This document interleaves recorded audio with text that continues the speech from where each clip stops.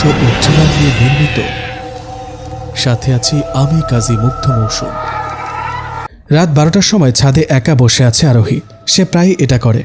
রাতের আকাশ তার খুব ভালো লাগে, মনে হয় তারাগুলো তার সাথে কথা বলছে। আর চাঁদ তো আছেই। খুব গভীরভাবে যখন খেয়াল করে তখন চাঁদের মধ্যে অদ্ভুত কালো দাগগুলো দেখা যায়। অনেক ভালো করে খেয়াল করে সে যখন একবার ভাবনার জগতে পা রাখে নিজের জগৎকে ভুলে যায়। তার মা তাকে অনেকবার বলেছে এত রাতে ছাদে যাওয়া ঠিক না, এমন সময় জিন বাইরে থাকে। মায়ের কথা হেসে উড়িয়ে দেয় সে। এমন না যে সে বিশ্বাস করে না জিন আছে। জিন বিশ্বাস না করার কোনো কারণ নেই, যেহেতু কোরআনে জিনের কথা আছে। কিন্তু রাতের বেলা ঘুরে বেড়ানোটা প্রিয়ার অদ্ভুত লাগে। আরোহী রাতে বসে আছে, এমন সময় বাতাসে আরোহীর চুল মুখের উপর পড়ছে আর সে বিরক্ত হয়ে সেগুলো পেছনে নিয়ে যাচ্ছে। এমন সময় হঠাৎই খুব সুন্দর কণ্ঠে কেউ বলল, যখন চুলগুলো সরতে চাইছে না তাহলে কেন সরাতে চাইছেন? কথাটা শুনে আরোহী ভয় পেয়ে যায়। এত রাতে ছাদে সে ছাড়া তো আর কেউ নেই। এদিক সেদিক খুঁজতে থাকে, আবার আওয়াজ করে, কিছু খুঁজছেন? সে এবার উঠে পুরো ছাদটা দেখল, কোথাও কেউ নেই। সে বুঝতে পেরেছে এটা নিশ্চয়ই তার মায়ের কাজ।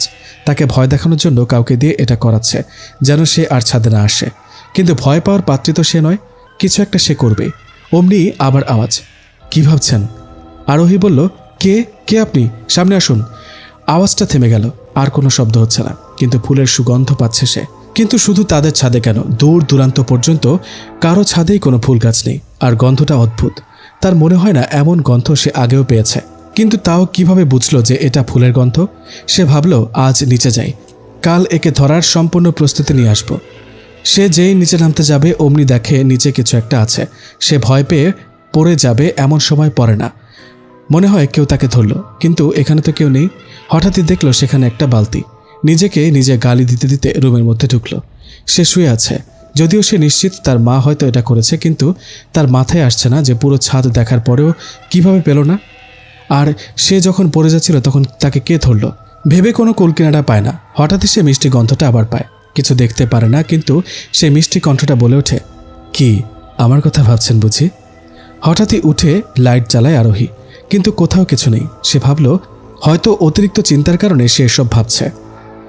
গন্ধটা তখনও যায়নি। সে ঘুমিয়ে পড়ল। হঠাৎই অনুভব করল কেউ তার মাথায় হাত বুলিয়ে দিচ্ছে। সে হাতটা ধরে ফেলল, কিন্তু অদ্ভুত, হাতটা অনেক ঠান্ডা, মনে হয় ফ্রিজ থেকে বের করা হয়েছে। তার থেকে অদ্ভুত, হাতটা কেমন যেন হাওয়ায় মিশে যাচ্ছে। আস্তে আস্তে মিশে গেল হাতটা।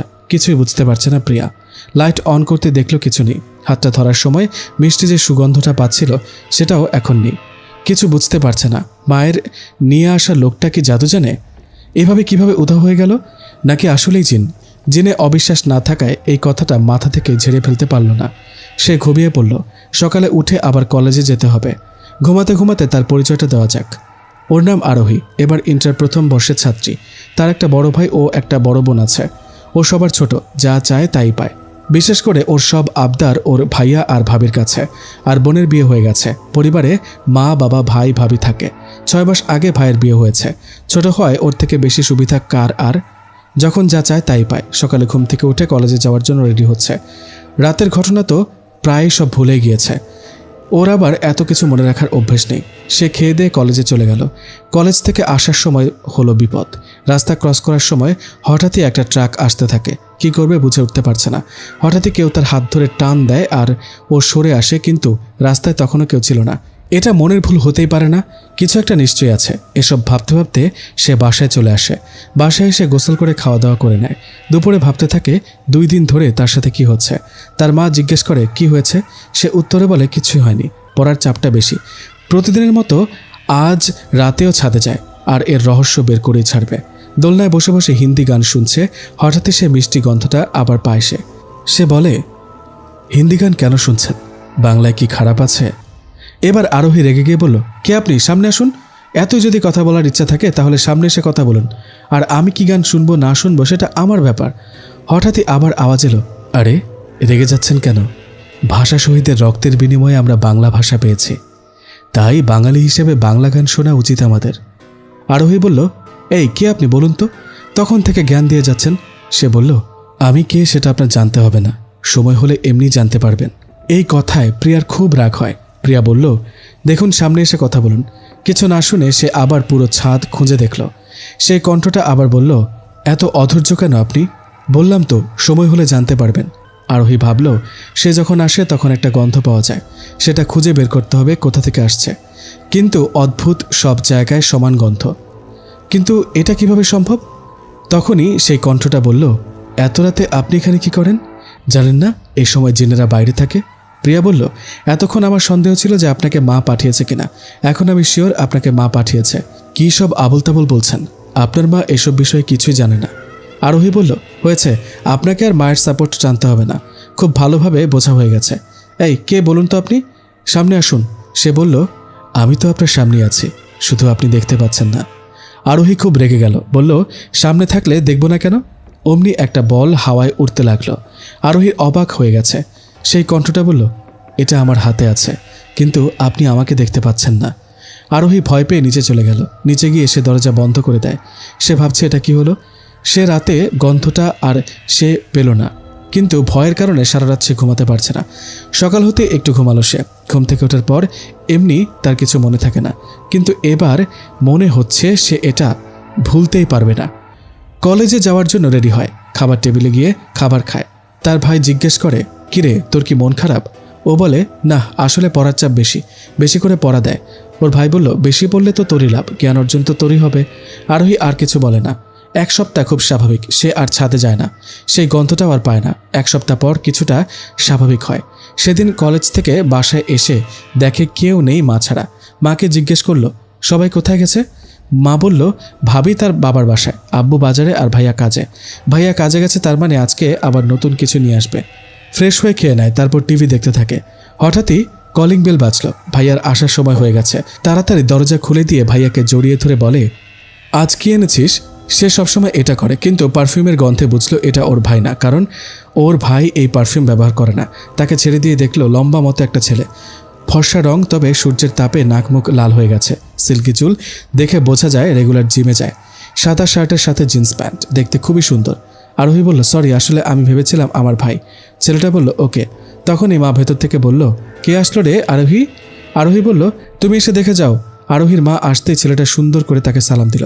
সে সালামের উত্তর দিয়ে বলল, কি চাও বাবা? সে ছেলেটি বলল, আমার নাম আহনাফ, ঘর ভাড়ার অ্যাড দেখে এখানে আসলাম। আরোহীর মা বলল, একটা ঘর তোমাদের সমস্যা হবে না তো? ছেলেটা বলল, না, আমি একাই থাকবো। আরোহীর মা বলল, তোমার বাবা মা? আহনাফ বলল, তারা এই পৃথিবীতে নেই। আরোহীর মা বলল, ও, আমি আসলে বুঝতে পারিনি। ছেলেটা বলল, ঠিক আছে। আরোহীর মা বলল, তুমি যদি আমাদের সাথে থাকো তাহলে কি সমস্যা হবে? আমাদের সাথে খাবে আর থাকবে, নিজের পরিবারের মতো ভাববে। ছেলেটি বলল, ঠিক আছে। এভাবে তারা সব ঠিক করে নিল। আরোহীর খুব খারাপ লাগছে, অপরিচিত একজনকে এভাবে জড়িয়ে ধরল। ওর ভাইয়া আসলে খাবারের প্যাকেটটা ওর হাতে দিল আর বলল, কি হয়েছে আমার বোনটার? খুশি মনে হচ্ছে না তো? আরোহী বলল, কিছু না। হঠাৎই সে শুনতে পেল একটা আওয়াজ। ওই ছেলেটা মানে আহনাফ ও রুমের দিক থেকে আসছে। তারা সবাই যেতেই দেখলো ছেলেটা রান্না করতে যাচ্ছিল, কিন্তু সব পড়ে গেছে, কিছুই হচ্ছে না। তখন আরোহীর মা বলল, আরে তুমি এসব কি করছো? ছেলেটি বলল, রান্না করতে চাইছিলাম, আমি রান্না জানি না, তাই এমন হয়ে গেল। আরোহীর মা তখন বলল, তোমাকে না বলেছি আমাদের সাথে খাবার খেতে? কি দরকার এগুলো করার? তখন ছেলেটি বলল, সরি আন্টি, আর হবে না। তখন সবাই চলে এলো আর কাজের লোকটাকে বলল এগুলো পরিষ্কার করে দিতে। রাতের বেলা আরোহী রুমে যাওয়ার সময় দেখে ছেলেটা কোথাও যাচ্ছে। আরোহী বলে, এত রাতে কোথায় যাচ্ছেন? ছেলেটা বলল, এই তো ছাদে যাচ্ছি, আপনি যাবেন? না না, ছাদে যাব না। ছেলেটা বলল, কেন? এত রাতে ছাদে যাওয়ার কি দরকার? ছেলেটি বলল, কেন, আপনি কি ভয় পান নাকি? ভয় পাবো কেন? তাহলে চলুন। যদি দুজন যাই তাহলে হয়তো জিন আসবে না, আরোহী ভাবল। আর কয়েকদিন ছাদে যায় না, তাই রাজি হয়ে গেল। ছাদে যাওয়ার পর ছেলেটি বলল, আমি কি আপনার নাম জানতে পারি? আমার নাম আরোহী। আপনার নাম? আহনাফ আলবিন আদি। কি করেন আপনি? আমি ঢাকা ইউনিভার্সিটিতে বাংলা বিভাগে পড়ি, এবার অনার্স ফাইনাল ইয়ার। আপনি কি করেন? আমি ইন্টার প্রথম বর্ষের ছাত্রী। তাহলে তো তুমি আমার অনেক ছোট। তুমি করে বললে কি সমস্যা আছে? না, আপনার ডিটেলস কিছু বলুন। ছোটবেলায় মা মারা যায়, বাবার সাথে থাকতাম, লেখাপড়ার জন্য ঢাকায় আসি। একদিন শুনি বাবা আর নেই, তাকে কবর দিয়ে আবার ঢাকায় চলে আসি। এমনি বাড়ি রাজশাহী, ভাই বোন নেই, এক কথায় আমি এতিম। এভাবে তাদের মধ্যে কিছুক্ষণ কথা হলো। তখন আহনাফ বলল, তোমার সাথে কথা বলতে বলতে পিপাসা লেগে গেছে, পানি খেয়ে আসছি। এটা শুনে আরোহী বলল, আমিও যাব, আমি এখনই চলে আসব। তোমার কি ভয় করছে নাকি ভিতর ডিম? বলে হাসতে শুরু করলো। নিজের বাড়িতে ভয় কিসের? আমি ভয় পাই না, একা থাকবো তাই বলছিলাম। আমি এখনই চলে আসব। আহনাফ যাওয়ার পরেই সেই কণ্ঠটা আবার পায় আরোহী। ভয় পেয়ে যখনই চলে যাবে তখনই সেই কণ্ঠটা বলে, প্লিজ যাবেন না, আমার একটা কথা শুনুন। আরোহী বলে, কি বলতে চান? আর আপনি আমার কাছে কি চান? তখন সেই কণ্ঠটা বলল, দেখুন, আমি আপনার ক্ষতি চাই না, আমি তো শুধু বন্ধুত্ব চাই। এতক্ষণ ওই ছেলেটার সাথে ছিল আপনার, তাই কিছু বলতে পারিনি। আরোহী বলল, কি বলতে চান আপনি? সে বলল, আপনি কি আমার বন্ধু হবেন? মেয়েটি বলল, আপনাকে চিনি না, জানি না, বন্ধু কেন হব? আগে আপনার পরিচয় দিন। যদি মনে হয় আপনি আমার জন্য ক্ষতিকর না, তবে আপনাকে আমার বন্ধু বানাতে আমার কোনো সমস্যা নেই। সে বলল, সময় এলে সব জানতে পারবেন। তাহলে সে সময় আমার সাথে বন্ধুত্ব করতে আসবেন। এ বলে যখন আরোহী চলে যাচ্ছিল তখন সে আবার বলল, ঠিক আছে, আমি আমার পরিচয় দিব। বলুন। তখন সে বলতে শুরু করলো, আমি একটি জিন, আমার নাম আদিল, এখানে আশেপাশেই থাকি। আরোহী বলল, আকাশে থাকেন? তখন আদিল বলল, না, আল্লাহ মানুষ আর জিনকে সৃষ্টি করেছেন তার ইবাদতের জন্য। জিনরা মানুষের মতোই হয়ে থাকে, তবে রূপ পাল্টানোর একটা বিশেষ ক্ষমতা তারা রাখে। মানুষ যেভাবে কঠোর পরিশ্রম করে জীবিকা নির্বাহ করে, জিনেরাও মানুষের রূপে তা করে, শুধু তাদের জগৎটা ভিন্ন। আরোহী আগে এসব বিষয়ে কিছুই জানত না। আদিল বলল, এখন কি আমার সাথে বন্ধুত্ব করা যায়? আরোহী বলল, ভেবে দেখছি। এমন সময় হঠাৎই আহনাফ চলে আসলো আর বলল, কার সাথে কথা বলো? আরোহী বলল, নিজের সাথে। আসলে আমি নিজের সাথে কথা বলতে ভালোবাসি। ও, আমি তো ভাবলাম তুমি বুঝি তোমার বয়ফ্রেন্ডের সাথে কথা বলছিলে। এত রাতে কিভাবে কথা বলবো? তখন আহনাফ বলল, ফোনে। আমার কাছে ফোন নেই, ঘরে আছে। আহনাফ কিছু বলল না, একটু মুচকি হাসলো। আরোহী জিজ্ঞেস করলো, হাসছেন কেন? মুচকি হাসি দেওয়া সুন্নত। এভাবে তারা অনেকক্ষণ কথা বলল। রাতে ঘুমানোর সময় সে তার রুমে আবার সেই গন্ধটা পায়। আদিল বলে, কি হলো, কিছু ভাবলে? হ্যাঁ। তখনই বলল, কি? আরোহী বলল, আমি তোমার বন্ধু হতে পারি, তবে একটা শর্তে। কি? আমাকে কোনো কিছুতে জোরাজুরি করতে দেওয়া যাবে না, যেমন আজকে ছাদে যাও বা ছাদ থেকে নেমে যাও বা অন্যান্য যে কোনো বিষয়ে। আদিল বলল, ঠিক আছে। এভাবে চলতে থাকে তাদের বন্ধুত্ব। 3 মাস পার হয়ে যায় এভাবে। আহনাফের সাথেও এর মধ্যে অনেক ক্লোজ হয়ে গেছে। তারা বিভিন্ন জায়গায় একসাথে ঘুরতে যায়, রাতে ছাদে বসে গল্প করে। সেটা আদিলের একদম পছন্দ না। সে বলে, কি দরকার রাতে ওকে ছাদে আনার? শুধু শুধু ওর জন্য আমি থাকতে পারি না। আরোহী বলে, তোমার মতো ও তো আমার ফ্রেন্ড। এমন একদিন আহনাফের সাথে ঘুরতে বেরিয়েছে আরোহী। যদি একবার আরোহী কারোর সাথে বাইরে যায়, যার সাথে যাবে সে শেষ। অনেক জায়গায় ঘুরবে, খাবে, মনে হয় পুরো পৃথিবীটা ওর হয়ে গেছে। তেমনি ঘোরা শেষে বাসায় এসে দেখে কেউ বাসায় নেই। মা আর ভাবি হাসপাতালে। ভাবির শরীর তেমন ভালো না, আর ভাইয়া আর আব্বু কাজে। তারা দুজন সোফার রুমে বসে টিভি দেখছে। এমন সময় আহনাফ বলল, ইউ নো হোয়াট, তোমার সাথে কোথাও যেতে আমি মাঝে মাঝে ভয় পাই। কেন? তুমি যে পরিমাণ ঘোরো, আমার পা ব্যথা হয়ে যায়। ভালোই তো। আরোহী হেসে কথাটি বলল, হাসো হাসো, আরও বেশি করে হাসো, দেখবে দাঁত সব খুলে পড়ে যাবে একদিন। আরোহী বলল, খারাপ দোয়া দিবেন না তো, রাগে কথাটা বলল। আহনাফ বলল, আচ্ছা সরি। দুজনেই হাসতে লাগলো। এমন সময় একটা কল আসলো। আরোহী কল ধরতে দেখে তার মা ফোন করেছে। হ্যালো মা, বলো। খুশির খবর আছে, তুই আজ বাসা থেকে কোথাও যাস না। কি হয়েছে মা? তোর ভাবি মা হতে চলেছে, আমরা মিষ্টি নিয়ে আসছি। ওকে মা, তাড়াতাড়ি আসো। অনেক খুশি হয়ে কথাটি বলল। ফোন রাখতে আহনাফ জিজ্ঞেস করলো, কি হয়েছে? ও আহনাফকে ধরে বলল, আমাদের পরিবারের নতুন মেহমান আসছে। আহনাফ বলল, কে? প্রিয়া বলল, ভাইয়ার আর ভাবির মেয়ে। আহনাফ ওকে ছাড়িয়ে বলল, তুমি কিভাবে জানলে মেয়ে হবে? তখনই আরোহী বলল, আমার তো মেয়ে ভালো লাগে, আর আমার ভালো লাগার সব জিনিস আমার ভাইয়া আমাকে দেয়। তাছাড়া যে পরিবারের প্রথম সন্তান মেয়ে, সে পরিবারে আল্লাহর বরকত থাকে। আহনাফ বলল, ঠিক, আমারও মেয়ে পছন্দ, আমি চাই আমারও প্রথম মেয়ে হোক। কিছুক্ষণের মধ্যেই বাসায় চলে এলো ওরা।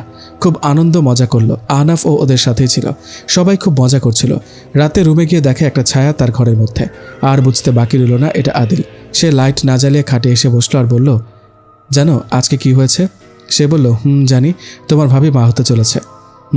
কিন্তু তোমাকে এত আপসেট লাগছে কেন? তুমি কি এতে খুশি না? তবে তবে কি? আদিল বলল, তুমি ওই ছেলেটাকে জড়িয়ে ধরেছ, আমি দেখেছি। তাতে কি হয়েছে? আমাকে একটা সত্যি কথা বলবে? বলো, কি? তুমি কি ওই ছেলেটাকে ভালোবাসো? কি সব আবল তাবল বকছো? আমি ওকে কেন ভালোবাসবো? আদিল বলল, না, তুমি ওকে ভালোবাসো। আরোহী রেগে গিয়ে বলল, হ্যাঁ, যদি ভালোবাসি তবে তোমার কি? যাও তো এখান থেকে, ভালো লাগছে না আমার। আরোহীর কথা শুনে আদিলের খুব রাগ হয়। আদিল চলে যাবে এমন সময়, কি এমন বলেছি আমি যে আমাকে চলে যেতে বললে? সত্যিটা বলেছি তাই খুব রাগ লাগছে, তাই না? আসলে সত্যি এটাই যে তুমি ওকে ভালোবাসো আর আমাকে ঘৃণা করো। দেখো, এসব কথা বলো না, আমাদের মধ্যে তেমন কিছুই নেই। তা তো খুব ভালোভাবেই দেখতে পারছি। ওকে ফাইন, আমাদের রিলেশন চলে, কিন্তু যদি চলেও তাতে তোমার কি? তোমাকে আমার ফ্রেন্ড বানিয়েছি, মানে এই না যে তুমি আমার লাইফের সিদ্ধান্ত নেবে। আমার যা ইচ্ছা আমি তাই করি। আজ পর্যন্ত আমাকে বাধা দেওয়ার কারোর সাহস হয়নি, আর তুমি এই 3 মাসে এত সাহস পেয়ে গেছো? চলে যাও, আর কখনো আমার সামনে আসবে না। আদিল বলল, ওকে চলে যাচ্ছি, তবে শুনে রাখো, তুমি যদি আহনাফকে ভালোবাসো তাহলে হয়তো তোমার ভালোবাসা পাবে, কিন্তু সর্বোচ্চ ভালোবাসা পাবে না, কারণ আমার চেয়ে বেশি তোমাকে কেউ ভালোবাসতে পারবে না। মানে? আমি তোমাকে খুব ভালোবাসি আরোহী, অনেক বেশি। যেদিন প্রথমবার এখান দিয়ে যাচ্ছিলাম তখন তোমাকে দেখি, এত রাতে একটা মেয়ে ছাদে বসে আছে। তোমার সাহসে আমি মুগ্ধ হই। প্রায় প্রতিদিন তোমাকে দেখি, কিন্তু কথা বলার সাহস হয় না। সেদিন বাতাসে যখন চুলগুলো উড়ছিল আর তুমি সরিয়ে দিচ্ছিলে, সেটা পৃথিবীর সবচেয়ে সুন্দর দৃশ্য ছিল। কিছু বলতে চাইনি কারণ তুমি ভয় পাবে, কিন্তু কথাটা না বলে থাকতে পারলাম না। আরোহী বলল, কী সব আনসান বকছো, তুমি তো আমার জাস্ট ফ্রেন্ড, আমাকে শেষ করতে দাও প্লিজ। সেদিন যখন ভয় পেয়ে চলে গেলে খুব কষ্ট হয়েছিল, ভাবলাম হয়তো তোমাকে হারিয়ে ফেলবো, কিন্তু না। পরের দিন তুমি এলে, ভাবলাম এবার তোমার সাথে বন্ধুত্ব করব। ভালো না বাসো, কিন্তু সাথে তো থাকবে। সেদিনও চলে গেল। চাইলে তোমার ঘরে যেতে পারতাম, কিন্তু এতে তুমি অনেক ভয় পেতে, তাই কখনো তোমার রুমে যাইনি। কিন্তু বিশ্বাস করো, প্রতিদিন ছাদে তোমার জন্য অপেক্ষা করতাম, কিন্তু তুমি আসলে না। কিন্তু 1 সপ্তাহ পরে আসলে আহনাফের সাথে। ভাবলাম তোমার ভাই, কিন্তু কথা শুনে তা মনে হলো না। সেদিন তোমার সাথে বন্ধুত্ব করলাম, কিন্তু ওই আহনাফের জন্য সব কথা তোমাকে বলতে পারিনি। আমাদের মাঝে কাটা হয়ে দাঁড়িয়েছে ওই আহনাফ। তুমি আমার চেয়েও বেশি ওকে সময় দাও, আমার ভালোবাসাটা কখনো বোঝার চেষ্টাও করনি তুমি। আরোহী বলল, বাজে কথা বন্ধ করো। আরোহী, আমি তোমাকে খুব ভালোবাসি। আরোহী রেগে গিয়ে ফুলদানিটা আদিলের দিকে ছুঁড়ে মারে। আদিল সরে যায়। আর কখনো যদি আমার পাশে দেখি তাহলে আমার চেয়ে খারাপ কেউ হবে না, দেখে নিস। এই কথা শুনে আদিল জানালা দিয়ে বেরিয়ে গেল। আর আরোহী ঘরে বসে কান্না করতে শুরু করলো। হঠাৎই কেউ তার কাঁধে হাত রাখলো। সে দেখলো এটা আহনাফ। কান্না করছো কেন আরোহী? একটু আগে তো খুব খুশি ছিলে। কিছু না। আপনি এখানে কেন এসেছেন? কেন, আমার কি এখানে আসা মানা? না, কিন্তু এত রাতে আমার রুমে আসার কোনো কারণ তো থাকবে। না, আসলে রুমের মধ্যে খুব আওয়াজ হচ্ছিল তো, তাই ভাবলাম তোমার কোনো প্রবলেম হয়েছে হয়তো। না, কিছু হয়নি, আপনি এখন যান। আরোহী, তোমার কি কিছু হয়েছে? আমাকে বলতে পারো। না, কিচ্ছু না। আহনাফ ঘর থেকে চলে গেল আর আরোহী ঘুমিয়ে পড়ল। 2 দিন তেমন কিছুই হলো না, কিন্তু কয়েকদিন ধরে আরোহীর খুব আদিলের কথা মনে পড়ছে। প্রায় 1 সপ্তাহ হতে চলল। তাতে আরোহীর কি? এতে তো তার কোনো দোষ নেই। জিন হয়ে কিভাবে একটা মানুষকে ভালোবাসে? সে ভালোবাসলে আমি পারবো না। পরের দিন আরোহী যখন কলেজ থেকে ফিরছিল, তখন হঠাৎই তার সামনে একটা গাড়ি চলে আসে। সে ভাবলো আগেরবার যেমন আদিল বাঁচিয়েছে, এবারও কি বাঁচাতে পারবে? হঠাৎই তার হাত ধরে কেউ টান দেয় আর আরোহী তার উপরে পড়ে যায়। চোখ খুলে দেখে এটা আহনাফ। এবার কি উঠবে, নাকি আমার ভর্তা বানানোর পর উঠবে? আরোহী আহনাফের ওপর থেকে উঠে গেল আর রেগে গিয়ে বলল, আপনি এখানে কি করছেন? বাহ, নিজের জীবন বাজি রেখে তোমাকে বাঁচালাম, এখন আমার উপর রাগ দেখাচ্ছ? ভালো ভালো, যার যাই হোক তাতে আমার কি। জীবন বাঁচানোর জন্য ধন্যবাদ। এই বলে আরোহী চলে যাচ্ছিল। আহনাফ পেছন থেকে হাত ধরে তার কাছে নিয়ে আসলো। রেগে আছে নাকি আমার আরু? আরোহী রাগ করলে আহনাফ ওকে আরু ডাকে। আরোহী বলল, না, আমাকে একা থাকতে দিন। 1 সপ্তাহ ধরে তুমি আমাকে অ্যাভয়েড করছো। আদিল ওই কথাগুলো বলার পর থেকে আরোহী ওকে অ্যাভয়েড করছে, কিছুতেই ওর সাথে ফ্রি হচ্ছে না। আমি বাসায় যাব, আপনি গেলে চলুন। ওকে, ওরা বাসায় যায়। বাসায় যাওয়ার পর আরোহীর মা বলল, আরোহী, আজ তোর খালার বাসায় যাবি, অনেক দিন ধরে যেতে বলেছে। এত দূর একা যাব? জানা মা, এমন করিস না, তোর ভাইয়ার টিকিট কেটে রেখেছে। ওকে, মন খারাপ করে বলল আরোহী। আহনাফ বলল, আন্টি যদি কিছু মনে না করেন একটা কথা বলি। কি আবার মনে করব বলো? আমার এক মামা আছে, উনি অনেক দিন ধরে যেতে বলেছে। ইউনিভার্সিটি বন্ধ, তাই ভাবছিলাম কাল ঘুরে আসি। ঠিক আছে, তবে তারা কোথায়? তেঁতুলিয়া। আরোহীর খালার বাড়িও সেখানে। তোমরা কিন্তু একসাথে যেতে পারো, আমার কোনো সমস্যা নেই। তবে আরোহী মনে হয় যেতে চায় না। আরোহীর মা বলল, কেন? ও কেন যেতে চাইবে না? অবশ্যই যাবে। আরোহী আর কিছু বলল না, মনে মনে আদিলের কথা ভাবছে। হঠাৎই জানালা দিয়ে একটা ছায়া আসলো আর লাইটগুলো নিভে গেল। আরোহীর বুঝতে বাকি রইল না এটা কে। আহনাফের কথা ভাবছিলে? আদিল বলল, সবসময় আহনাফ আহনাফ করবে না তো, ভালো লাগছে না। সরি, আমার কথা তো ভালো লাগবে না, তোমার তো ওকে ভালো লাগবে। আদিল প্লিজ চুপ করো, আমার এসব ভালো লাগছে না। আমি তোমাকে দেখতে চাই। কেন? আমার খুব ইচ্ছা জিন দেখার। এতদিন তো দেখতে চাওনি, নাকি ওর সাথে ব্রেকআপ হয়েছে এখন আমাকে লাগবে? অনেক হেসে বলল আদিল। আরোহী ওর কথায় খুব রেগে যায় আর বলে, যদি সামনে আসতে না ইচ্ছা হয় তো চলে যাও। সরি, আজকে তুমি আমাকে দেখবে। লাইটটা অন হয়ে গেল। আহনাফ, আপনি? তুমি আহনাফকে এতই ভালোবাসো যে আমার মধ্যেই ওকে দেখছো? আরে, আরোহী দেখলো না এটা আহনাফ না, তবে চেহারাটা অনেকটা আহনাফের সাথে মিলে। প্রথমবার যে কেউ কনফিউজড হয়ে যাবে। হয়তো হবে না, ওটা ওর মনের ভুল। কি হলো? কিছুই না, আমি ঘুমাবো, তুমি প্লিজ যাও। আরোহী, আমি তোমাকে ভালোবাসি। সবসময় এক কথা ভালো লাগে না, যাও এখান থেকে। আমরা শুধুই বেস্ট ফ্রেন্ড ছিলাম, আর কিছু না। আদিল বের হয়ে গেল, তবে বোঝা গেল খুব কষ্ট পেয়েছে। তাতে আরোহীর কি? সে আর আহনাফ তেঁতুলিয়ার উদ্দেশ্যে বাসে রওনা হয়েছে। 1 ঘন্টা কোনো কথা বলেনি আরোহী, আহনাফও বলেনি। তবে 1 ঘন্টা পর আহনাফ বলল, কি হয়েছে টমেটো? টমেটো আবার কে? তোমার নতুন নাম। আরোহী, তুমি কি কোনো কারণে আমার উপর রেগে আছো? কই না তো, এমনি কথা বলছি না। অ্যাভয়েড করছো আমাকে? তেমন কিছু না। হঠাৎই ব্রেক লাগলো আর সবাই ভয় পেয়ে গেল। ড্রাইভার বলল, টায়ার পাঞ্চার, সবাইকে এখনই নেমে যেতে হবে। সবাই খুব রেগে গেল। সামনে জঙ্গল ছাড়া কিছুই নেই। এমন সময় গাড়ি নষ্ট হবে, খুব বিরক্তিকর ব্যাপার। সবাই ড্রাইভারকে গালি দিতে দিতে নেমে গেল। আহনাফ আর আরোহীও নামলো। সবাই সামনে এগিয়ে যেতে লাগলো। আরোহী কিছু না খেয়ে এসেছে আর তার ওপর ক্ষুধাও পেয়েছে তার খুব, কিন্তু আহনাফকে লজ্জায় বলতে পারছে না। আহনাফ বলল, একটু বসো, আমি আসছি। কোথাও যেও না। অনেকক্ষণ ধরে বসে আছে, ওর আসার কোনো খবর নেই। যাত্রীরা সবাই চলে যাচ্ছে আর একজনকেও দেখা যাচ্ছে না। ও কি আবার আমার কথা ভুলে গেল নাকি? ভাবতে ভাবতে আহনাফ চলে আসলো। সাথে কিছু খাবার। এগুলোই পেলাম, খেয়ে নাও। কোথায় গিয়েছিলেন আপনি এগুলো আনতে? এতক্ষণ লাগে? আরোহী আর আহনাফ দুজনেই খেয়ে নেয়। পানির বোতল নিয়ে দেখে পানি নেই, আবার যায় পানি আনতে। আল্লাহ জানে এখন আবার কতক্ষণ লাগাবে। হঠাৎ পেছন থেকে কেউ তার মুখ চেপে ধরল আর আরোহী অজ্ঞান হয়ে গেল। চোখ খুলতেই দেখতে পায় তার সামনে আহনাফ। না, আহনাফ না, আদিল এটা। আমি এখানে কেন? কি ভেবেছিস তুই? আমার ভালোবাসাকে মূল্য না দিয়ে অন্য আরেকজনকে ভালোবাসবি আর আমি কিছুই বুঝবো না? আমাকে অবহেলা করে অন্য কাউকে ভালোবাসবি আর আমি চুপ করে থাকবো? হাতে একটা ছুরি নিয়ে। তুই যদি আমার না হোস তাহলে আমি তোকে কারোর হতে দেব না। অমনি একটা আওয়াজ শুনল। কেউ বলল, আচ্ছা, ও যদি তোর হয় তাহলে তুই সবার হতে দিবি আদিল? আরোহী তাকিয়ে দেখে আহনাফ।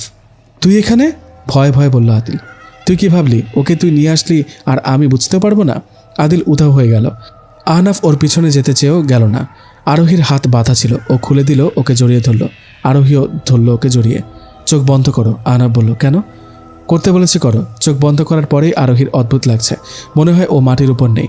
চোখ খুলে দেখে আহনাফ ওকে নিয়ে আকাশে উঠছে। ও পড়ে যাবে এমন সময় আহনাফ ওকে ধরে ফেলল। আহনাফ বলল, জীবনের শেষ নিঃশ্বাস পর্যন্ত এভাবে ধরে রাখবো তোমায়। কে আপনি? আর কেন আমাকে সারা জীবন ধরে রাখবেন? কারণ তোমার কাছে আমার জিনের ভালোবাসা আছে। মানে কি বলতে চান আপনি? আর আপনি আকাশে কিভাবে উঠছেন? জিন আকাশে উঠতে পারে তাই আমিও উঠছি। কি, আপনি জিন? আদিলের সাথে আপনার কিসের সম্পর্ক? ও আমার ভাই হয়, কিন্তু ও খুব খারাপ জিন। আপাতত বেশি কিছু তোমার না জানলেও চলবে, চুপচাপ থাকো। কিছুক্ষণ পরে তারা একটা জায়গায় নামে। আহনাফ বলে, তোমাকে নিয়ে আর উঠতে পারছি না। একা উঠতে উঠতে এখন আর দুজনে ওরা সম্ভব না। আরোহী কিছু বলল না। আহনাফ আর হাঁটতে থাকলো। আরোহীর খুব মন খারাপ আদিলের জন্য। ও এমনটা কিভাবে করতে পারলো? মন খারাপ নাকি টমেটো? কেন? যাকে নিজের ফ্রেন্ড মনে করলাম সে শত্রু, আর এখন একটা জিনের সাথে যাচ্ছি। কেন? এতে কি সমস্যা হচ্ছে খুব বেশি? জানি না। কিছুক্ষণ চুপচাপ। অনেকটা চলে এসেছে তারা। হেঁটে হেঁটে আর কত দূর যাবে? আর হাঁটতে পারছি না। কি কিছু না। বিয়ে করবে আমাকে? বিপদে পড়ে আপনার সাথে আছি বলে কি যা খুশি তাই বলবেন? দরকার পড়লে আদিলকে বিয়ে করবো, তাও আপনাকে না। সে তো আমাকে ভালোবেসে নিয়ে গিয়েছিল। রাগে কথাটা বলল আরোহী। আহনাফ বলল, টমেটো তুমি এমন কেন? ওরে ফিল করাতে যে আমাকে ভালোবাসো আর আমাকে ফিল করাচ্ছ আমার ভাইকে ভালোবাসো। বাজে কথা বলবেন না। আমি আপনাদের কাউকে ভালোবাসি না। এখন আর হাঁটতে পারছি না, একটা ব্যবস্থা করুন। চোখ বন্ধ করো। আবার উঠবেন? এবার কিন্তু অনেক উপরে নিয়ে যাবেন। আমি যেন চাঁদকে ছুতে পারি। তুমি না ইন্টারের ছাত্রী, তোমার তো জানা উচিত চাঁদ পৃথিবী থেকে কত দূরে। 3,84,400 কিলোমিটার। তবে আমি শিওর না, যতদূর মনে পড়লো তাই বললাম। তাহলে চাঁদের কাছে কিভাবে যেতে চাও? না আপনি তো জিন। জিন আমি, কোনো জাদুকর নই। এই বলে উঠতে শুরু করলো। আরোহী বুঝলো অনেক উপরে আছে তারা। খুব মজা লাগছে, মনে হয় সে স্বপ্ন দেখছে। আমার না আপনাদের দেখার পর থেকে জিন সম্পর্কে জানার খুব ইচ্ছা। আমাকে বলবেন? জিন আর মানুষ দুটির মধ্যে শ্রেষ্ঠ হলো মানুষ। আল্লাহ সৃষ্টির শ্রেষ্ঠ জীব মানুষ। এই মানুষের মতোই থাকতে হয় জিনদের। কিন্তু সবাই যে বলে জিনের অনেক শক্তি, যা খুশি তাই করতে পারে, তেমন কিছু না। বিশেষ শক্তি বলতে তারা রূপ পরিবর্তন করতে পারে। কালো বিড়াল, কালো কুকুর, এমনকি মানুষের রূপে আসতে পারে। তারা মানুষের ওপর আসর করতে মানুষের রূপে তাদের সব কাজ করে জীবিকা নির্বাহ করতে হয়।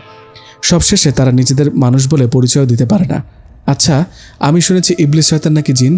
এই ঘটনাটা বলতে পারবেন? মানুষ সৃষ্টির হাজার হাজার বছর আগে আল্লাহ জিন সৃষ্টি করেন।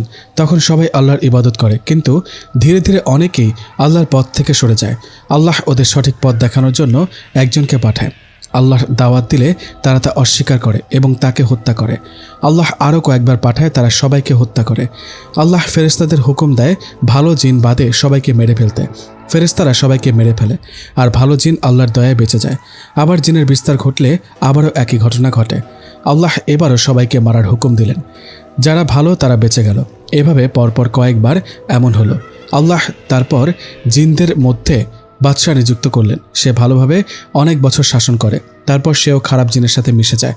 আল্লাহ জিবরাইল আলাইহিস সালামকে তার কাছে পাঠালেন। তারপর সে আবার আল্লাহর পথে ফিরে আসে। কিন্তু কথা আছে না, সঙ্গদোষে লোহা ভাসে। সে আবার আগের মতো হয়ে যায়। আল্লাহ আবারও সবাইকে মারার হুকুম দিল। এমন পরপর কয়েকবার হলো। আল্লাহ রেগে গিয়ে সবাইকে মারার হুকুম দিলেন। এবার ফেরেশতারা সবাইকে মেরে ফেলল, কিন্তু একটি ছোট্ট জিন বালক তাদের নজর কাড়ে। বয়স তখন তার ছিল মাত্র 1000 বছর। তারা আল্লাহকে বলে, আল্লাহ, আমরা একে আমাদের সাথে আসমানে আনতে চাই। একে আমরা আমাদের মতোই বড় করব। আল্লাহ তাদের দোয়া কবুল করলেন। সে সবসময় আল্লাহর ইবাদত করত। কিন্তু আল্লাহ যখন আদম আলাইহিস সালামকে সিজদা দিতে বলল, তখন সে অস্বীকার করল এবং সে হলো ইবলিস, শয়তান। এসবই সত্য ঘটনা, আমি ছোট করে দিলাম। কথা বলতে বলতে তারা রাহির খালার বাড়ির সামনে পৌঁছায়। আহনাফ বলল, যাও, আপনি কোথায় যাবেন? মামার বাড়ি। এখানেই? ওহ, আমি ভেবেছিলাম আমাকে সাথে নিয়ে আসতে চাইছিলেন, তাই মামার বাড়ির কথা বললেন। কিছু বলল না। মৃদু হেসে উধাও হয়ে গেল আহনাফ। আরোহী ওর খালার বাড়িতে ভোরে পৌঁছালো। সবাই ওকে দেখে খুব খুশি। অনেকদিন পর মেয়েটা এসেছে। খুব আদর পাচ্ছে সবার। আর ভাই বোনগুলো তো সব ওকে যে ধরে রেখেছে, ছাড়ার নাম নেই। সে সেখানে 3 দিন থাকলো। খুব আনন্দে কাটলো 3 দিন। ওইদিকে আহনাফ বা আদিল কারোর কথাই মনে নাই। হঠাৎই রাত্রে ঘুমানোর সময় আরোহীর খুবই আনইজি লাগছে। ছাদে যাওয়ার কথা ভাবতেই আবার আদিলের কথা মনে পড়ে গেল। তাই আর ছাদে গেল না। ব্যালকনিতে বসে বসে কফি খাচ্ছে। একটা পচা গন্ধ তার নাকে আসতে লাগলো। সে যেই উঠে চলে যাবে তখনই পেছন থেকে কেউ ওর গলা চেপে ধরল। ছাড়ানোর চেষ্টা করেও ব্যর্থ হচ্ছে। কোথাও থেকে আহনাফ এসে তাকে ছাড়ানোর চেষ্টা করে, আর শেষ পর্যন্ত তাকে ছাড়াতে সক্ষম হয়। আহনাফ বলে, টমেটো, তুমি ঠিক আছে তো? আপনি এখানে? তোমার জন্য এসেছি। আমি যে তোমাকে অনেক ভালোবাসি। তোমাকে বিপদে রেখে কিভাবে যাব? আমাকে বিয়ে করবে আরোহী? জিন বিবাহ নাজায়েজ। আমি চাই, কিন্তু একটা সময় ঠিকই তুমি আমাকে মেনে নেবে। 1 সপ্তাহ পরে খালার বাড়ি থেকে সে যখন আসবে তখন ভয় পায়, যদি কিছু হয়। কিন্তু কি হবে, আহনাফ তো এখানেও চলে আসছে। আরে আপনি? তোমার জন্যই তো এলাম। তো কোথায় যাচ্ছ? বাসায় নাকি? আপনিও কি বাসায় যাচ্ছেন? কয়েকদিন পরে যেতে চাইছিলাম। কয়েকদিন আগে যা হলো। আহনাফ, আপনি জিন, তাই না? কেন, কোনো সন্দেহ? না, তবে কি? আদিল তো আমাকে ছাদে দেখে পছন্দ করেছে। আপনি আমাকে কখন পছন্দ করলেন? আর আমার বাড়িও বা চলে এলেন কিভাবে? আদিল আমার ভাই। ও কখন কি করে না করে তা আমি জানি। যখন বুঝলাম ও তোমাকে ভালোবাসে, তখন মনে হলো এটা ভুল, তাই আটকাতে চলে এলাম। কিছুটা অস্বস্তিকরভাবে উত্তর দিল। তাহলে আপনি আমাকে কেন ভালোবাসেন? আসলে আসার পর তোমার পার্সোনালিটি দেখে এত ভালো লাগলো যে নিজেই তোমাকে ভালোবেসে ফেললাম। ভাইকে সরিয়ে নিজের সে জায়গা নিতে চাওয়াটা কি শত্রুর মতো কাজ না? আদিল তো আমাকে আগে পছন্দ করেছে। জানি না, তোমার যা খুশি করো। আহনাফ সব উত্তর দিলেও আরোহীর কাছে খুব একটা বিশ্বাসযোগ্য মনে হলো না ব্যাপারটা। কিছু একটা গণ্ডগোল নিশ্চয়ই আছে। আগেরবার তারা উড়ে এসেছিল রাতে, কিন্তু এখন তো আর তা করা যাবে না। সবার সামনে এমন করা অসম্ভব। তারা একটা অটো নিল। অটোটা অনেকক্ষণ ধরে চলছে, থামার নামও নেই। প্রায় 4 ঘন্টা ধরে চলছে। আর কতক্ষণ? এত বড় রাস্তা তো এটা না। অটো ড্রাইভার বলল, ওখান দিয়ে অনেক জ্যাম, তাই এখান দিয়ে নিয়ে আসলাম। আহনাফ আর কিছু বলল না। চলতে চলতে সন্ধ্যায় আজান হয়ে গেল। অমনি অটো ড্রাইভার হাসতে শুরু করলো, আর হাসতে হাসতে উধাও হয়ে গেল। আর আহনাফ আর আরোহী নিচে পড়ে গেল। এটা কি হলো? মেবি এটা কারোর চাল, আমাদের ফাঁসাতে চাইছে। কে হতে পারে? আদিল? না, হতেই তো পারে। আমাদের কোনোভাবে কেউ ফাঁসাতে চাইছে। আমাদের যেভাবে হোক না কেন বের হতে হবে। হঠাৎ একটা আওয়াজ এলো। তোরা কখনোই এই মৃত্যুর জাল থেকে বের হতে পারবি না। এখান থেকে বের হওয়ার একটাই রাস্তা। এখান দিয়ে বেরোতে হলে কিছু না কিছু হবে। বলেই আওয়াজটা মিলিয়ে গেল। আরোহী বলল, তো আমাদের এখানে ফাঁসানোর জন্য আটকানো হয়েছে। কার কি লাভ আমাদের সাথে এটা করে? শুধু আদিল এটা করতে পারে, আর কেউ না। আহনাফ বলল, হতে পারে, চলো বের হওয়ার রাস্তা খুঁজি। এতক্ষণে তারা খেয়াল করলো তারা খুব গভীর জঙ্গলে আছে। এখান থেকে বের হওয়া খুব সহজ না। আহনাফ আরোহীকে নিয়ে আবার উঠতে শুরু করলো। অনেকক্ষণ ধরে উঠছে, কিন্তু পাহাড় আর গাছপালা ছাড়া কিছুই দেখতে পাচ্ছে না। প্রায় 7 ঘন্টা ওড়ার পর একটা গ্রাম দেখতে পেল। মনে হয় এবার এখান থেকে বেরোতে পারবে। আহনাফ বলল, সকাল হতে আর 1 ঘন্টার মতো বাকি, চলো এখানে বসি। এখন মনে হয় আমরা বেরোতে পারবো। কিন্তু ও যে বলল আমরা এখান থেকে বের হতে পারবো না, মনে হয় আমাদের ভয় দেখানোর জন্য বলেছে। মেবি। বসে থাকতে থাকতে তারা ঘুমিয়ে পড়ে। হঠাৎই কিছু শব্দে তাদের ঘুম ভাঙে। তারা দেখতে পায় তাদের সামনে একটা ছায়া। ছায়াটা মানুষ রূপে আসলো। লোকটি বলল, এ কি, কারা তোমরা? আমার দোকানে কি করো? আরোহী বলল, আহনাফ, এটা কি? লোকটা ছায়া থেকে মানুষ কিভাবে হলো? উনি একজন জিন। মনে হয় আমরা জিন রাজ্যের কোথাও আছি। কি হলো বলো, জিন রাজ্যে মানুষ হয়ে কিভাবে এলে? এখানে তো কোনো মানুষ আসতে পারে না, শুধু জিন আসতে পারে। আহনাফ বলল, আমি উড়ে এসেছি বলে এই জায়গা পেয়েছি, তাই ও বলেছিলাম যে এখান থেকে বের হওয়া সহজ না। আস্তে আস্তে আরোহীকে বলল, আসলে মানুষ না আমরা জিন। কি প্রমাণ যে তোমরা জিন? কি প্রমাণ চান? তোমাদের পরীক্ষা দিতে হবে। আহনাফ, আমি কি করব? আমি তো জিন না, আস্তে আস্তে বলল। আহনাফ বলল, আমি পরীক্ষা দিতে প্রস্তুত, তবে ওর শরীর ভালো না, ও পরীক্ষা দিতে পারবে না। তাহলে আমরা কিভাবে বুঝবো যে ও জিন কন্যা? আহনাফ বলল, জিন হয়ে তো জিন কন্যাকে বিয়ে করব, ও আমার স্ত্রী। লোকটি বলল, এই বিষয়ে পরে কথা বলে, আগে প্রমাণ দাও যে তুমি জিন। ঠিক আছে। মুহূর্তের মধ্যে সব জিন চলে এলো। তারপর তারা কিছু করতে শুরু করলো। হঠাৎই একটা অন্য পরিবেশের সৃষ্টি হলো, আগুনের পরিবেশ। আরোহীকে বসিয়ে আহনাফকে নিয়ে গেল। লোকগুলো বলল, জিন আগুনের তৈরি, তুমি যদি আসলেই জিন হও তবে এই আগুনের পুকুরে সাঁতার কেটে দেখাও। আহনাফও সবার মতো ছায়া হয়ে আগুনে ঝাঁপ দিল। কিছুক্ষণ পর অন্য পাশ দিয়ে উঠল। এখন সবার বিশ্বাস হয়েছে যে আহনাফ জিন। তুমি যে জিন তা মানলাম, কিন্তু মেয়েটাকে কিছুতেই মানতে পারছি না। ও আমার স্ত্রী। আমরা তো আর জানি না যে তোমরা আসলে স্বামী স্ত্রী কিনা। আমরা সত্যিই স্বামী স্ত্রী। আচ্ছা, তোমরা যদি স্বামী স্ত্রী হও তাহলে আবার বিয়ে করতে তো কোনো সমস্যা নেই। না নেই, এখন আমাদের যেতে দিন। সমস্যা নেই তো, আমাদের সামনে বিয়ে করো। কথাটা শুনে আহনাফ আর আরোহী দুজনেই খুব অবাক হয়। আরোহী কোনোভাবে এটা মানতে রাজি হবে না। আরোহীর কাছে গিয়ে বলল, এখন কি করবে? জানি না, তবে এই বিয়ে আমি আর করতে পারবো না। আমাদের কাছে এখন আর কোনো রাস্তা নেই। এখান থেকে বের হতে হলে আর এদের থেকে বাঁচতে হলে বিয়েটা করতে হবে। মরে গেলেও করব না। জেদ করো না আরোহী, খুব তাড়াতাড়ি ডিভোর্স দিয়ে দেবো তোমাকে এখান থেকে বের হওয়ার পরেই। কিন্তু কিছু না, বললাম তো ডিভোর্স দিয়ে দেব। বিয়ের 6 মাসের আগে ডিভোর্স হয় না। তোমার থেকে স্বামীর কোনো অধিকার চাইবো না আমি।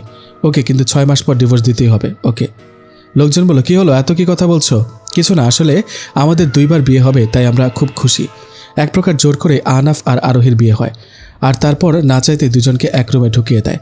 কিন্তু আহনাফ আরোহীর বিশ্বাস রাখে আর সোফায় ঘুমিয়ে পড়ে। কিন্তু আহনাফের সাথে ওর বিয়ে তো জায়েজ না, কারণ জিন বিবাহ না জায়েজ। সকালে ঘুম থেকে ওঠার পর আরোহী দেখে আহনাফ তাকে জড়িয়ে ধরে ঘুমিয়ে রয়েছে। আরোহী খুব রেগে যায় এতে। কি হচ্ছেটা কি এখানে? কাল রাতে তো খুব ভালো মানুষই দেখালেন, এত তাড়াতাড়ি সব শেষ? টমেটো, আমার কথাটা শোনো। কি শুনবো? আবার কি নতুন কাহিনী বানাবেন? আমার কথাটা শোনো। আজ সকালে কয়েকজন লোক আমাদের উপর পাহারা দিতে আসে। আমি সেটা বুঝতে পারি আর তাই এসেছি, এবং আমাদের এভাবে দেখেই তারা চলে গেছে। দরজা বন্ধ ছিল। এসব অভিনয় আমার সামনে করতে আসবেন না। আরোহী, আমরা জিন, আমরা অনেক কিছুই করতে পারি যা মানুষ পারে না। আরোহী আর কিছু বলল না, কিন্তু খুব রেগে আছে। তারা বাইরে আসলো। সবাই এবার খুব খুশি। লোকজন বলল, আমরা ভেবেছিলাম তোমরা মিথ্যে বলেছিলে, তাই এটা করলাম। আমরা বুঝতে পারিনি যে তোমরা জিন, আমাদের মাফ করে দিও। মাফ চাওয়ার কি আছে? আপনারা কোনো ভুল করেননি। আপনার কাছে তো ভুল মনে হবেই না। যা চেয়েছিলেন তা তো পেয়ে গেছেন, কিন্তু কখনো ভালোবাসতে পারবো না আপনাকে। মনে মনে রেগে গিয়ে আরোহী বলল। আহনাফ বলল, কি ভাবছো? কিছু না, এখন আমাদের বাসায় যেতে হবে। তারা আহনাফ আর আরোহীকে বাইরে যাওয়ার রাস্তা দেখিয়ে দিল। সামনে যেতেই এক হাত আহনাফের গলা চেপে ধরল। ভয়ানক দুর্গন্ধ ছড়াচ্ছে সেখান থেকে। আহনাফ আর আরোহী দুজন মিলে ছাড়ানোর চেষ্টা করছে, কিন্তু পারছে না। এমন সময় আদিল ওই হাতে ধারালো ছুরি মারল। অমনি হাতটা আহনাফকে ছেড়ে দিয়ে আরোহীকে আদিলকে ধরল। অদৃশ্য আওয়াজ আসতে লাগলো। অদৃশ্য আওয়াজ বলছে, আদিল, তুই আমাকে ধোঁকা দিয়েছিস, তোকে আমি ছাড়বো না। আদিল বলল, আহনাফ, তুমি জিন কন্যাকে নিয়ে এখান থেকে যাও। আহনাফ বলল, তোমাকে রেখে আমি কোথাও যাব না। দেখো, পাগলামি করো না, ওকে নিয়ে তুমি যাও, নইলে আমরা 3 জনে বিপদে পড়ে যাব। আহনাফ ওকে রেখে কিছুতে যাবে না। ওর জীবন রক্ষা করতে যদি নিজেকে মরতে হয় তাও করবে। আল্লাহর নাম নিয়ে হাতে আঘাত করলো। অমনি হাতটা অদৃশ্য হয়ে গেল। আহনাফ আরোহীকে কোলে তুলে নিল। আহনাফ, আদিল আর আরোহী উঠতে শুরু করলো। আরোহী বলল, এসব কি হচ্ছে? আহনাফ বলল, পরে সব জানতে পারবে, এখন চলো। কিছুক্ষণ পরেই তারা একটা জায়গায় নামে। আরোহীর কাছে সবকিছু কেমন ঘোলাটে লাগছে। কোনো কিছুর মানে বুঝতে পারছে না সে। এটা সেফ জায়গা, আপাতত এখানে বিশ্রাম নিয়ে নিন। জিনকন্যা? কে জিনকন্যা? এসবের মানে কি আদিল? আমি কিছুই বুঝতে পারছি না। আহনাফ বলল, ও আদিল নয়, ও অনন্ত। অমনি আদিলের রূপ থেকে অন্য একটা ছেলেতে পরিণত হলো আদিল বা অনন্ত। আরোহী বলল, এসবের মানে কি? কি হচ্ছে এসব আমাদের সাথে? আহনাফ বলল, আরোহী, আদিল আর আহনাফ দুজন কোনো আলাদা ব্যক্তি নয়, তারা এক। আমি আদিল, আবার আমি আহনাফ। মানে? একটা কাজের জন্য তোমাকে মিথ্যা বলতে হয়েছে। কি কাজ? আর সেদিন যে তোমাদের দুজনকে আলাদা দেখলাম, তোমরা এক কিভাবে হও? সেদিন তুমি যে আদিলকে দেখেছো সে অনন্ত ছিল। আমার কথায় সে এটা করেছে। সেই শয়তানকে ধোঁকা দেওয়ার জন্য আমরা এটা করি। আমি কিছু বুঝতে পারছি না, প্লিজ আমাকে বুঝিয়ে বলো। আরোহী, তুমি কোনো সাধারণ মেয়ে না, তুমি একটা জিন কন্যা। কিন্তু ছোট থেকেই তুমি বিশেষ শক্তির অধিকারী হবে সেটা জানতে পারে ওই শয়তান। তাই সে শয়তানটার নজর তোমার উপর পড়ে। ইবলিসের উদ্দেশ্যে তোমাকে বলি দিয়ে সবচেয়ে বেশি ক্ষমতা অর্জন করতে চায়। এটা বুঝতে পেরে তোমার বাবা মা তোমাকে লুকিয়ে ফেলতে চায়, কিন্তু জিন জগতের যেখানেই তোমাকে লুকিয়ে রাখা হোক না কেন সে খুঁজে পাবে। তাই তারা সিদ্ধান্ত নিল মানুষের মাঝে লুকিয়ে রাখবে তোমায়। যেদিন তোমার জন্ম হয় সেদিন তোমার বাবা মা তোমাকে লুকানোর ব্যবস্থা করে। তারা দেখে হাসপাতালে এক মহিলার মৃত বাচ্চা হয়েছে, কিন্তু তারা কেউ জানে না যে বাচ্চাটা মৃত। তার সাথে তোমার বদল করায়, আর তখন থেকেই তুমি ওই পরিবারের সদস্য। এসব কি বলছেন? মা বাবা ভাইয়া কেউ আমার আপন নয়? কান্না করতে করতে বলল আরোহী। দেখো প্লিজ কান্না করো না, শক্ত হও। আপনি বলুন তারপর কি হয়? তুমি সেখানে বড় হও, আর সে শয়তান তোমার আসল বাবা মায়ের উপর রেগে যায় আর তাদের হত্যা করে। তারা অভিশাপ দেয়, আমার মেয়ের হাতেই তোর মৃত্যু হবে। সে তাদের কথা হেসে উড়িয়ে দেয় ও তোমাকে খুঁজতে থাকে এবং তোমাকে খুঁজে পায়। সে বুঝতে পারে তোমাকে সাধারণ কোনো জিন নিতে পারবে না। যে সারা জীবন ভালো কাজ করেছে তাকে দিয়ে এ কাজ করাতে হবে। তাই ও আমাকে এটা করতে বলে। আমি অস্বীকার করি, তখন সে আমার পরিবারকে বন্দি করে। আমি বললাম তুমি তাদের মারতে পারবে না, অপবিত্র কোনো শক্তি তাদের সামনে যেতে পারবে না। তারপর ও বলল, তাদের মারতে পারবো না তো কি হয়েছে, না খাইয়ে মেরে ফেলবো বলে হাসতে থাকে। আমি ভয় পেয়ে যাই, এই পৃথিবীতে তারা ছাড়া আর কেউ নেই আমার। তখন আমি আদিলের রূপে ছিলাম। বাইরের মানুষ আমাকে এই রূপে দেখত, আর আমার আসল রূপে আমি আহনাফ। তার কথা শুনে আমি আদিল হয়ে তোমার কাছে আসি তোমাকে নিয়ে যেতে, কিন্তু তোমাকে ধীরে ধীরে ভালোবেসে ফেললাম। এতটাই তোমাকে ভালোবাসি যে হারানোর কথা চিন্তাও করতে পারিনি। আমি কি আমার পরিবারের কথা ভাববো নাকি আমার ভালোবাসার? আরোহী বলল, তাহলে আদিল আর আহনাফ এই দুই রূপে আমার কাছে কেন আসলেন? আদিলের রূপে তোমার ক্ষতি করব এটা বোঝাতে চেয়েছিলাম ওই শয়তানটাকে, কিন্তু আমার আসল রূপ তো জানতো না।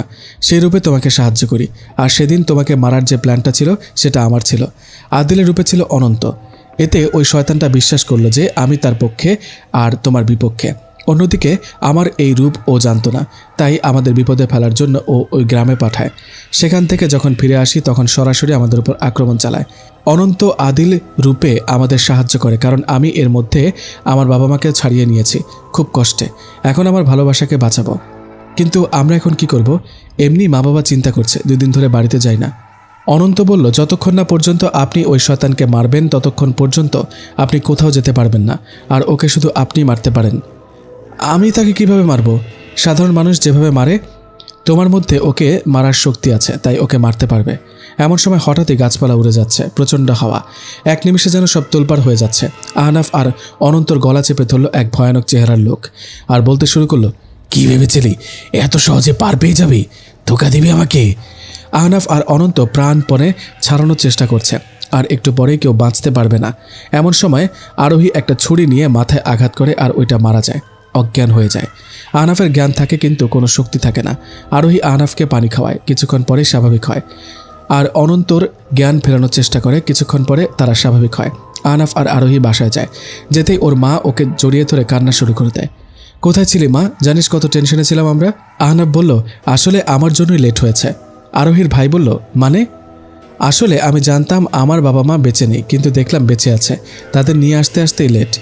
তা তো ভালো কথা, ওনাদের একদিন আসতে বলো। পারো তো আজই আসতে বলো। হ্যাঁ নিশ্চয়ই বলবো। ভাবি বলল, আজই আসতে বলো না। ঠিক আছে। আহনাফের মা বাবা আরোহীদের বাসায় এলো। সবাই সারাদিন খুব মজা করলো। রাতে আহনাফের মা বলল, আপনাদের একটা কথা বলবো বলে ভেবেছিলাম। কি কথা? আহনাফের মা বলল, আরোহীকে আমাদের খুব পছন্দ হয়েছে। আপনাদের যদি কোনো সমস্যা না থাকে তবে আহনাফ আর আরোহীর বিয়েটা দিতে চাই। আরোহীর বাবা বলল, এ তো খুব ভালো কথা, আমাদের কোনো সমস্যা নেই। বিয়ের দিন তারিখ ঠিক করে নিল এবং সময় মতো বিয়েটাও হলো। বাসরাতে আরোহী ঘরে বসে আছে, এমন সময় আহনাফ আসলো। আহনাফকে আরোহী সালাম করলো। আরোহী বলল, টাকা দিন। কিসের টাকা? সালাম করলাম যে, তার সালামি। এই নাও টাকা দিন। দিলাম তো, ওইটা সালামি ছিল, দেনমোহরের টাকা দিন। আমাকে ফকির বানিয়ে ছাড়বে এই মেয়ে। চলো নামাজ পড়ে নিই। নামাজ পড়ার পর আহনাফ বলল, জিন বিবাহ নাকি নাজায়েজ, আমাকে কেন বিয়ে করলে? আমিও তো জিন কন্যা, এক কথায় পড়ি। এখন খারাপ লাগে না একটা জিনকে স্বামী হিসেবে মানতে? এটা আমার অহংকার। আরোহী, এই আরোহী, উঠে পড়। আর কতক্ষণ ঘুমাবি ছাদে? আরোহী বলল, কি হচ্ছে? ভাবি বলল, কলেজে যেতে হবে না, সারা রাত ছাদে ঘুমালে চলবে? তার মানে এতক্ষণ যা হলো তা স্বপ্ন? কিসের স্বপ্ন? কিছু না। সারাদিন এই স্বপ্নের কথা মনে পড়ে ওর খুব ভালো লাগলো। রাতে ছাদে বসে আছে, মনে হতে লাগলো সত্যি যদি আহনাফ ওর লাইফে আসে আর ও হয়ে যায় জিন কন্যা, রাতে ছাদে বসে এগুলো ভাবতে ভাবতে বাতাসে ওর চুল মুখের ওপর চলে আসে আর ও বিরক্ত হয়ে সরিয়ে দেয়। এমন সময় মিষ্টি একটি কণ্ঠ বলে, এগুলো এভাবেই থাকতে দিন না। সাথে সেই মিষ্টি গন্ধ। আসলে কি আহনাফ আসবে? যারা ভেবেছিলেন আহনাফ আর আদিল সেম, তারা ঠিকই ভেবেছেন। আর যেহেতু মানুষ আর জিনের বিয়ে হয় না, তাই আরোহীকে জিনকন্যা বানিয়ে দিলাম। এটা গল্পের দ্বিতীয় টুইস্ট। আর শেষ পর্যন্ত পুরো ঘটনাটাকে স্বপ্ন বানালাম। সিজন 2তে সব পরিষ্কার বুঝতে পারবেন। শুরু থেকে শেষ পর্যন্ত সাথে থাকার জন্য ধন্যবাদ। আমি এতটা গুছিয়ে বলতে পারিনি, তবুও আপনারা আমার সাথে ছিলেন, তাই ধন্যবাদ।